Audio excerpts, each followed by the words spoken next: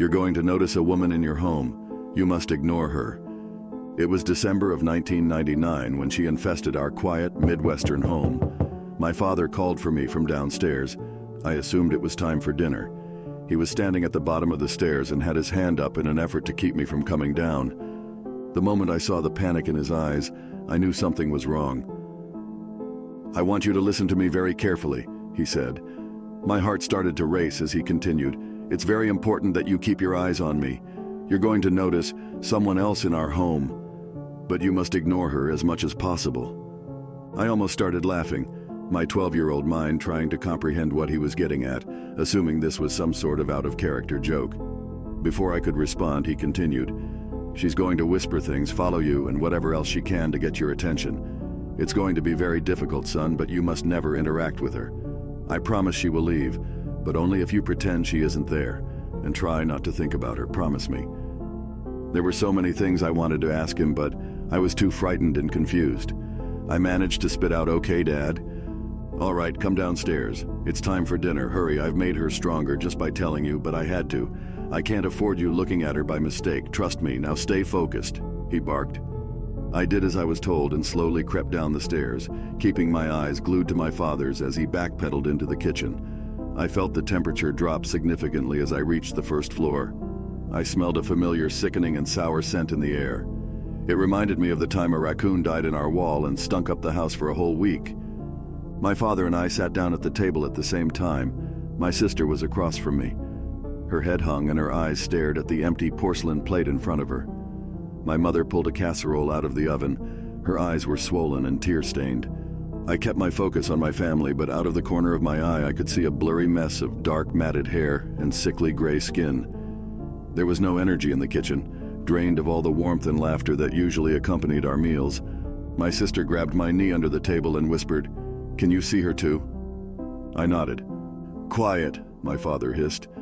The woman walked forward with wet, crackling footsteps. The smell was nauseating.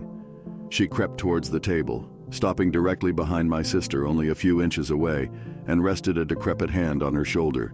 She winced in fear and stared at me. I immediately put my head down. My mother served our dinner, doing her best to pretend as if everything was okay.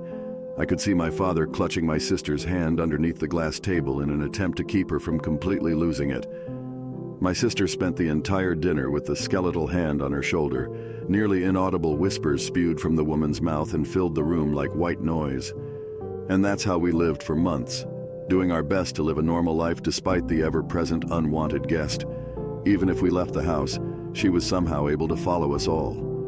Whenever the four of us were in the car, she could be seen in the rear-view mirror or standing on the side of the road. My parents didn't let anyone visit, and never let us stay at friends' homes during the months of hell. We were able to whisper to one another when it was absolutely necessary to discuss her presence if she wasn't too close. My father made us promise to never tell anyone. That was the only way to quarantine her, the parasite of attention. We concluded that she infected a single household at a time, unable to be seen by anyone outside the home unless their mind had been tainted with knowledge of her existence. I learned a few years later that my father was the reason for her arrival. His sister, back in the 70s, had been infected from another, and it followed my aunt into their home. In 1999, for whatever reason, my father struggled to keep the thought of her at bay. In turn, he brought her back into his life, and ours.